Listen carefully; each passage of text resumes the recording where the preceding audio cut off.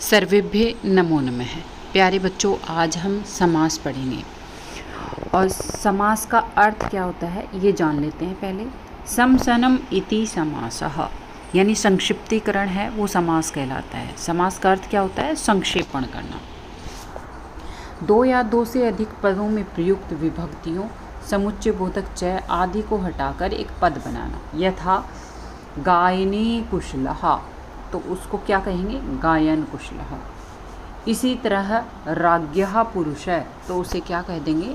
राजपुरुषः। राज्ञः पुरुषः को क्या कहेंगे? राजपुरुषः। अब देखिए, विभक्ति लोप, सीता च रामश्च, सीता और सीता च रामश्च, सीता रामों में समुच्चय बोधक च का लोप हुआ है। इसी प्रकार विद्या एव धनम यस्य स, तो इसका क्या हो जाएगा? विद्या धन है। पद में कुछ पदों का लोप कर संक्षेपण किया गया है। और गायन कुशलः, राजपुरुषा, सीता रामों और विद्या धन, इस प्रकार पद बनाए गए हैं। कई कई पदों के बीच की विभक्ति का भी लोप नहीं होता। यथा खेचरः, युधिष्ठिरः, वनेचरः आदि। ऐसे समासों को क्या कहते हैं? अलुक समास कहते हैं। पदों की प्रधानता के आधार पर समास को मुख्यतः 4 भागों में बांटा गया है।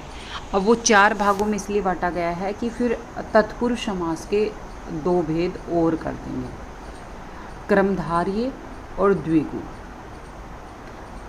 तो अव्ययभाव, तत्पुरुष, द्वंद्व और बहुव्रीहि। तत्पुरुष के 2 उपभेद होते हैं, कर्मधार्य और द्विगु। इस प्रकार सामान्य रूप से समास के कितने भेद हो गए? 6 भेद हो गए। तो सबसे पहले हम अवयवी भाव के बारे में पढ़ेंगे। अवयवी भाव समास क्या होता है? इस समास में पहला पद अव्यय होता है। हमें ये ध्यान रखना पड़ेगा कि अव्यय होता क्या है। तो सबसे पहले हम अव्यय वाला टॉपिक जरूर पढ़ेंगे, मैंने बनाया हुआ है अव्यय क्या होता है। साथ में प्रधान भी होता है, यानी जो पहला पद होता है वो प्रधान होता है। समास होने पर समस्त पद अव्यय बन जाता है तथा नपुंसकलिंग में प्रयोग होता है, जैसे यथाशक्ति। तो इसका समास विग्रह करेंगे तो क्या हो जाएगा? शक्तिम अंतिकर्म है। उपगंगम, गंगाया समीपम, प्रत्येकम, एकम एकम प्रति, निर्मक्षिकम, मक्षिकाणाम अभावः, प्रत्यक्षम, अक्षणों प्रति, निर्विघ्नं, विघ्नानाम अभावः, अनुरूपम, रूपस्य योग्यम, प्रतिगृहं, गृहं गृहं प्रति, उपनद्यं, नद्या समीपम, परोक्षम, अक्षणों परम। ये अव्ययी भाव के उदाहरण हैं। और भी अन्य उदाहरण दिए गए हैं जो हम अभ्यास के माध्यम से करेंगे। अब आता है तत्पुरुष समास। इस समास में क्या होता है कि प्रायः उत्तर पद की प्रधानता होती है। इस समास में प्रायेण उत्तर पद की प्रधानता होती है। दोनों पदों में अलग अलग विभक्तियां होती हैं, कहीं कहीं दोनों पदों में समान विभक्तियां भी होती हैं। ऐसी स्थिति में पूर्व पद की विभक्ति का लोप करके समस्त पद बनाया जाता है। इसमें द्वितीय से लेकर और सप्तमी विभक्ति तक का लोप करके समस्त पद बनाया जाता है। अब देखो, हम इसमें देखते हैं उदाहरण। शरणम आगतः, शरणम आगतः यानी शरणागतः, शरणम प्राप्तः, शरण प्राप्तः, सुखम प्राप्तः, सुख प्राप्तः, पित्रा युक्तः, पितृयुक्तः, सर्पेण दृष्टः, सर्प दृष्टः, शरेण विद्धः, शरविद्धः, अग्निना दग्धः, अग्निदग्धः, धनेन हीन, धनहीन, विद्याहीन, विद्याहीन, भूताय बलि, भूतबलि, दानाय पात्रम, दानपात्रम, यूपाय दारु, यूपदारु, स्नानाय इदम, स्नानार्थम, तस्मै इदम, तदर्थम। अब हम आगे बढ़ते हैं। आगे देखिए, और भी उदाहरण दिए गए हैं पंचमी विभक्ति के। चोरात भयम, चोर भयम, रोगात मुक्तः, रोग मुक्तः, अश्वात पतितः, अश्वपतितः, स्वर्गात पतितः, स्वर्ग पतितः, सिंहात भीतः, सिंह भीतः, राज्ञ पुरुष। अब देखो, यहाँ से षष्ठी विभक्ति शुरू हो गई है। राज्ञ पुरुषः, राजपुरुषः, देवानां पति, देवपति, नराणाम पति नरपति, देवस्य पूजा देव पूजा, सुखस्य भोगः सुख भोगः। अब देखो सप्तमी विभक्ति, युद्धे निपुणः युद्ध निपुणः, कार्ये कुशलः कार्ये कुशलः, शास्त्रे प्रवीणः शास्त्र प्रवीणः, जले मग्नः जल मग्नः, सभाया पंडितः सभा पंडितः। ये इस प्रकार से सप्तमी विभक्ति तक बता दिया है। अब देखो नन तत्पुरुष, नन तत्पुरुष में क्या होता है, ए पहले लगा रहता है और जब विग्रह करते हैं तो क्या हो जाता है, न लग जाता है। जैसे इसमें दिया है अधार्मिकः, तो क्या हो जाएगा, न धार्मिकः। असुखम तो क्या हो जाएगा, न सुखम। अनादि तो न आदि। असत्यम न सत्यम। ये नन तत्पुरुष के उदाहरण हैं, सप्तमी द्वितीया से सप्तमी तक और फिर उसके बाद में नन तत्पुरुष। अब आगे बढ़ते हैं कि तत्पुरुष के भी दो भेद होते हैं। अब तत्पुरुष के कौन कौन से दो भेद है वो देखते हैं। समानाधिकरण तत्पुरुष यानी कर्मधारय और द्विगु। अब कर्मधारय समास, इसमें दोनों पदों में विभक्ति समान होती है। इसमें 3 स्वरूप होते हैं। जैसे कभी कभी विग्रह पदों में पूर्व पद विशेषण होता है और उत्तर पद विशेष्य होता है। कभी कभी पूर्व पद उपमान होता है और उत्तर पद उपमेय होता है, और कभी कभी दोनों पद विशेषण होते हैं। ये हमें ध्यान रखना पड़ेगा। अब देखो पहले शुरू में उदाहरण बताए गए हैं वो विशेषण और विशेष्य के बताए गए हैं। जैसे नीलम उत्पलम, तो क्या बन जाएगा, नीलोत्पलम। विशालः वृक्षः, विशाल वृक्ष है, यानी वृक्ष की विशेषता बताई गई है कि वो विशाल है। मधुरम फलम, मधुर फलम, फल की विशेषता है कि वो क्या है, मधुर। ज्येष्ठ पुत्रः, पुत्र कैसा है, ज्येष्ठ, ज्येष्ठ पुत्र है। तो इसमें विशेषण विशेष्य कर्मधारय समास है। कुत्सित राजा पुराजः, सुंदर पुरुषः सुपुरुषः, महान च असो राजा महाराज। अब देखो आगे जो उदाहरण दिए गए हैं वो उपमान और उपमेय के उदाहरण दिए गए हैं। उपमान और उपमेय वाले में कौन कौन से हैं, घन इव श्याम, घन श्याम, बादल के समान काला। कमलम इव मुखम, कमल मुखम, कमल के समान मुख वाला, इसमें उपमा दी गई है। चंद्रः इव मुखम, चंद्र मुखम। नरः इव, नरः सिंह इव, नर सिंह। अब देखो आगे जो उदाहरण बताए गए हैं इसमें उभय पद विशेषण है। अब देखिए इसमें क्या बताया गया है, शीतम च उष्णम, तो शीतोष्ण, इसमें दोनों पद प्रधान होते हैं। रक्तश्च पीतः, रक्त पीतः। आदो सुप्तः पश्चात उत्थितः, यानी सुप्तो उत्थितः। अब हम आगे बढ़ते हैं और आगे हमें द्विगु समास है। हमने क्रमधारय किया है, अब द्विगु देखिए। द्विगु में क्या बताया गया है, यह क्रमधारय समास का पूर्व पद संख्यावाची होता है, इसे द्विगु समास कहते हैं। यानी इसमें पहला पद क्या होता है, संख्यावाची होता है। यह समास सामान्यतः समूह अर्थ में प्रयोग होता है और विग्रह में प्रायः षष्ठी विभक्ति का प्रयोग किया जाता है। समस्त पद सामान्यतः नपुंसकलिंग एक वचन में होता है। अब देखो सप्त दिनम दे दिया, सप्त दिनम, तो पहला शब्द क्या है, संख्यावाची है सप्त, तो इसका विग्रह करेंगे तो क्या हो जाएगा, सप्तानाम दिनानाम समाहारः। त्रिभुवनम, तो त्रियाणाम भुवनानाम समाहारः।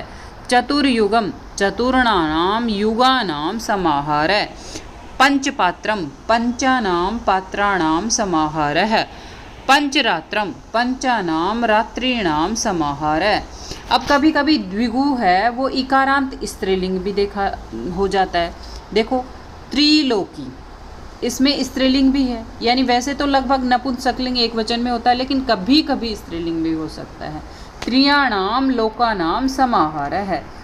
सप्तशती, सप्तानाम शतानाम समाहारः। पंचवटी, पंचानाम वट्टानाम समाहारः। अष्टाध्यायी, अष्टानाम अध्यायानाम समाहारः। अब हम आगे समास की ओर बढ़ते हैं। हमारा तीसरा समास है द्वंद्व समास। हमने अवयवी भाव कर लिया है, तत्पुरुष कर लिया है और तत्पुरुष के दो भेद कर लिए हैं, क्रमधारय और द्विगु। अब हम द्वंद्व करेंगे। जिस समस्त पद में दोनों पदों की प्रधानता होती है, यानी दोनों पद हैं वो प्रधान होते हैं, पूर्व पद भी और उत्तर पद भी, वहाँ द्वंद्व समास होता है।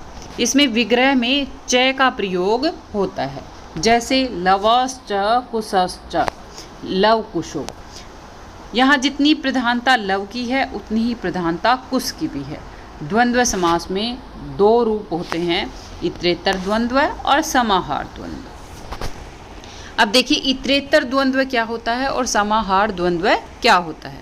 इतरेतर द्वंद्व, जिस समस्त पद में दोनों पदों का अर्थ अलग अलग होता है, इसे इतरेतर द्वंद्व कहते हैं। समस्त पद में संख्या के अनुसार द्विवचन और बहुवचन होता है, किंतु लिंग परिवर्तन परवर्ती और उत्तरवर्ती पद के अनुसार होता है। जैसे पारवर्ती परमेश्वरो हो तो पार्वती च परमेश्वरस च, यानी दोनों पार्वती और परमेश्वर दोनों अलग अलग अर्थ हो गया दोनों का।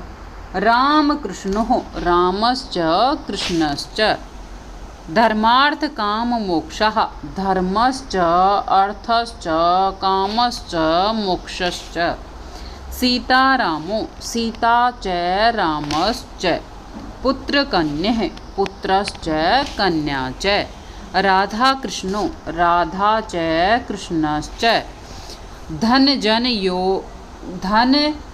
यौवनानि धनश्च जनश्च यौवनश्च। अब देखो अगला है हमारा समाहार द्वंद्व। समाहार द्वंद्व में क्या होता है, जहाँ अनेक वस्तुओं का संग्रह किया जाता है, यहाँ समूह की प्रधानता होती है, वहाँ समाहार द्वंद्व होता है। जैसे आहार निद्रा भयम, तो इसमें क्या हो जाएगा, आहारंस च निद्रा च भयम च इति एतासाम समाहार। फिर है पाणी पादम पाणी च पादो च, देखो बहुवचन हो गया ये भी। यव चणकम यवास च चणकास च, पुत्र पौत्रम पुत्रश्च पौत्रस च। अब देखो इसमें क्या बताया गया है, द्वंद्व समास के संदर्भ में कुछ विशेष बातें बताई गई हैं कि हमें क्या विशेष बातें ध्यान में रखनी चाहिए। हस्व इकारांत और हस्व उकारांत पद को समस्त पद से पहले रखा जाता है। जैसे वायु सूर्य, तो यहाँ पे वायु उकारांत है, तो उकारांत है तो विग्रह करेंगे तो वायु पहले आएगा, वायुश्च सूर्यश्च। द्वंद्व में स्वराद स्वर आदि और हस्व अकारांत पद को पहले रखा जाता है। जैसे ईश कृष्णो, तो ई है, ये क्या है, स्वर है, तो इसको पहले रखेंगे, ईशश्च कृष्णश्च। कम स्वर वाले पद को पहले रखा जाता है। जैसे राम और केशव, तो राम पहले आ जाएगा, रामश्च केशवश्च। फिर हस्व स्वर वाले पद को पहले रखते हैं, तो कुश काशम, तो कुशश्च काशश्च। फिर श्रेष्ठ और पूज्य पदों के अर्थ का प्रयोग है वो पहले होता है। जैसे माता पितरो, तो माता च पिता च, पिता की अपेक्षा माता अधिक पूजनीय है, इसलिए माता को पहले रखेंगे। अब हम अंतिम पे आते हैं, बहुव्रीहि समासः। जिस समास में पूर्व पद है और उत्तर पद दोनों प्रधान न होकर किसी अन्य पद की प्रधानता होती है, उसे बहुव्रीहि समास कहते हैं। यानी विग्रह करते समय इसमें यशः शः आदि लगाया जाता है। महाबाहु, तो महांतो बाहु यशेषः, तो क्या होगा, विष्णु। दशाननः, दश आना आननानी यशेष, यानी 10 मुख हैं जिसके, ऐसा कौन है, रावण। अन्य अर्थ निकल रहा है इसमें।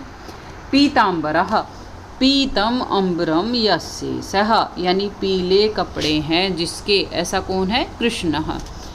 चतुर्मुखः, चत्वारि मुखानि यशेष, 4 हैं मुख जिसके, ऐसा कौन है, ब्रह्मा जी। चक्रपाणि, चक्र है पाणो यशेष, चक्र है जिसके हाथ में, ऐसे कौन है, विष्णु जी। कुछ और उदाहरण देख लेते हैं। देखिए आगे हमें कुछ और उदाहरण भी दिए गए हैं। शूलपाणि, शूलपाणी यानी शूलम पाणो यस्य स, यानी त्रिशूल है जिनके हाथ में, ऐसे कौन है? शिव जी। चंद्रमुखी, चंद्र इव मुखम यस्या सा, तो चंद्रमुखी कौन है? नारी। पाषाण हृदयः, पाषाणवत हृदये यशेष है, तो ये कौन हो जाएगा? पत्थर के हृदय वाला पुरुष। कमलम इव नेत्रेशः, कमल के समान आँखों वाला, तो ऐसे सुंदर आंखें वालों को क्या कहते हैं? कमल नेत्रः। चंद्रशेखरः, चंद्रः शेखरे यशेष है, चंद्र है जिसके शिखर पर यानी सिर पर, ऐसा कौन है? शिव जी है।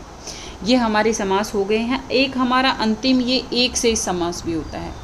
इसमें विशेष ध्यान देने योग्य बात है कि इसमें क्या होता है? अन्य पदों का तो लोप हो जाता है, एक ही पद शेष रहता है, इसलिए इसे क्या कहा गया है? एक शेष समास कहलाता है।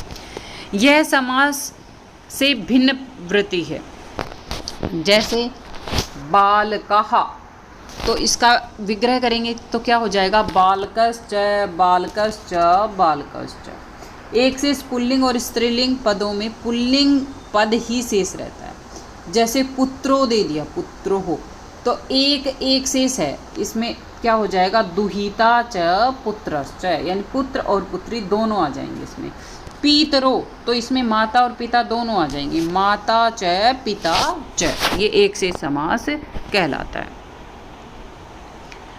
अब देखो कुछ प्रश्न हैं वो परीक्षा उपयोगी हैं, मैं यहाँ पर आपको बता रही हूँ।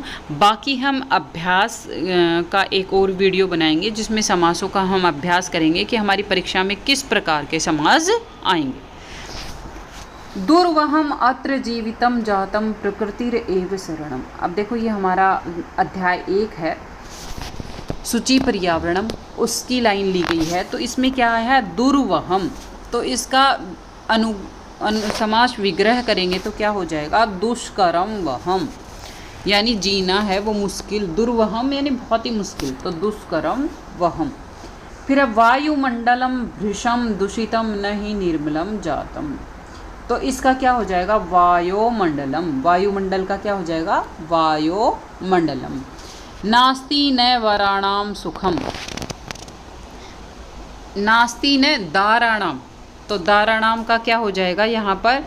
अदाराणाम। न दाराणाम दे रखा है ना, न, तो नन तत्पुरुष का क्या हो जाएगा? देखिए दे रखा है न दाराणाम, तो इसका हो जाएगा अदाराणाम, और इसमें हो जाएगा वायुमंडलम और इसमें दुर्वहम। ये फिर है स विगलिता स्मृति यस्या सा ताम, तो इसमें क्या हो जाएगा? विगलित स्मृतिम, इसमें ये दिया गया है कि विगलित स्मृति यस्या सा ताम, तो इसमें विगलित स्मृतिम। फिर है कृष्ण वर्ण यस्य स है, तो कृष्ण वर्ण है यस्य स का क्या हो जाएगा? कृष्ण वर्ण हो जाएगा, कृष्ण वर्ण। अब अगला प्रश्न है वो देखिए, इसमें क्या बताया गया है? प्रांगण कदली दलम, तो इसका विग्रह करेंगे तो क्या हो जाएगा? प्रांगणे कदल्यः दलम। फिर है सिंहासने स्थितः श्री रामः, तो सिंहासने स्थितः का क्या हो जाएगा? सिंहासनस्थः। फिर है प्रतिवचनम, तो प्रतिवचनम का क्या हो जाएगा? वचनम वचनम। इस प्रकार से हम आगे भी अभ्यास करेंगे, एक अभ्यास का वीडियो और बनाएंगे। और समास से संबंधित कोई भी प्रश्न आपको समझ में नहीं आ रहा हो तो आप कमेंट बॉक्स में कमेंट करके ज़रूर पूछें। और यदि आपको वीडियो पसंद आए तो प्लीज़ इसे लाइक